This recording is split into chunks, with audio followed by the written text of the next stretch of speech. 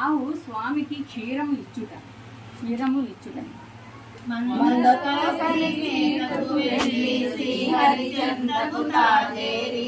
క్షీరధారలను పొట్టలు వదిలి స్వామి ఆకలి తీర్చెనుగా.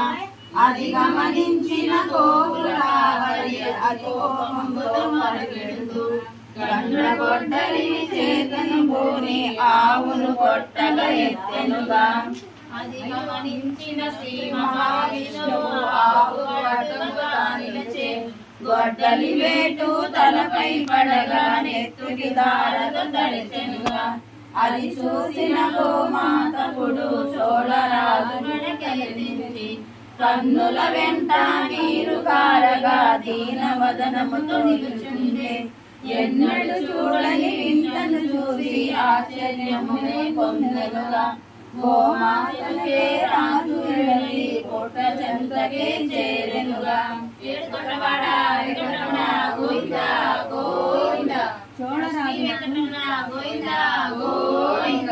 మాధవ దేవగణములు కామధేనువు కల్పతరువులు సృష్టి కారణమూర్తులు మణిద్వీపానికి మహానిధులు. కోటి ప్రకృతుల సౌందర్యాలు సకల వేదముల ఉపనిషత్తులు 16 రేకుల పద్మశక్తులు.